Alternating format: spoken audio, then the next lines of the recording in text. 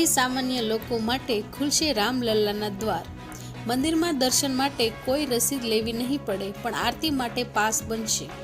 અયોધ્યામાં રામલલ્લાની પ્રાણ પ્રતિષ્ઠા બાદ હવે સામાન્ય લોકો પણ રામ મંદિરમાં દર્શન કરી શકશે।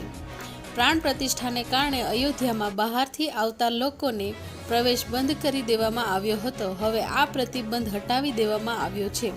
રામ મંદિર સવારે 7 થી 11:30 સુધી ભક્તો માટે ખુલ્લું રહેશે। આ પછી ભગવાનની મધ્યાહ્ન આરતી થશે। બપોરે લગભગ 2.5 કલાક સુધી મંદિર ભોગ અને આરામ માટે બંધ રહેશે। બપોરે 2 વાગ્યે ફરી મંદિરના કપાટ ખુલશે અને સાંજે 7 વાગ્યા સુધી રામલલ્લાના દર્શન થશે।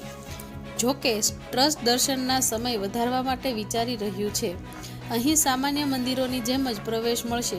જોકે આરતીમાં ભાગ લેવા માટે શ્રી રામ મંદિર તીર્થ ક્ષેત્ર ટ્રસ્ટની ઓફિસમાંથી પાસ લેવામાં રહેશે। આધાર કાર્ડ બતાવીને તેમને પાસ મળી જશે।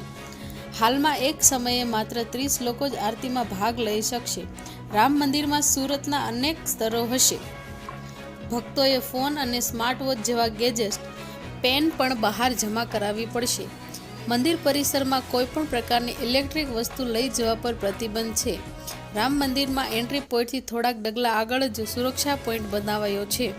આ પહેલા લોકર રૂમ છે। આ લોકર રૂમમાં દર્શન પહેલા મોબાઈલ અને અન્ય ઇલેક્ટ્રિક વસ્તુઓ જમા કરાવવામાં આવે છે।